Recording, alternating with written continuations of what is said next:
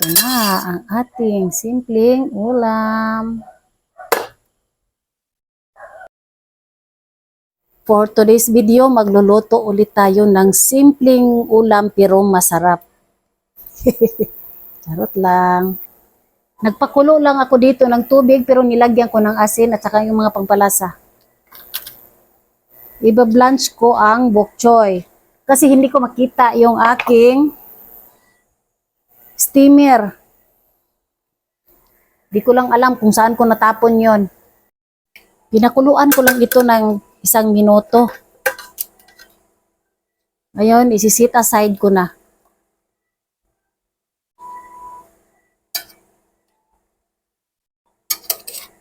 Kasi nga, hindi ko alam saan yung ano ko kasi nag-renovate nga kami ng aming kitchen.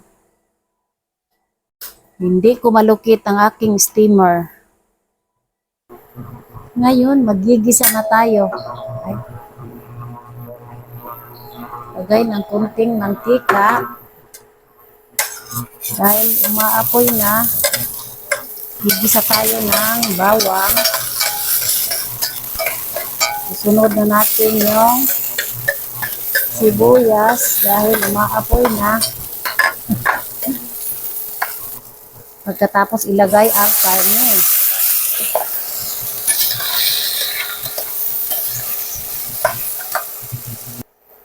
Maglalagay ako ng toyo. Pagkatapos maglalagay ako ng tomato sauce kasi wala akong tomato paste. Dapat tomato paste to eh. Walang tomato paste. Mura na nig spaghetti. Sige lang, tanahon lang na to. Tapos maglalagay ako ng tubig. Yung ginamit ko na lang yung ginamit ko kanina pang blanch para pang palambot. Nilagyan ko naman yun ng mga pangpalasa. Palambutin natin ng 45 minutes. After 40 minutes lang guys kasi malapot na at saka malambot na yung karne.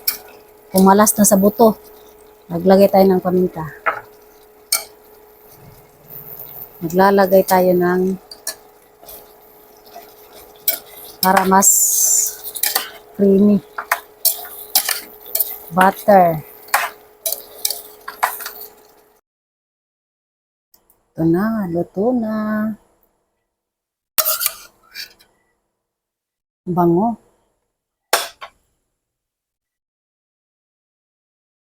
Lalagay na natin ang ating gulay. Ang ating bok choy.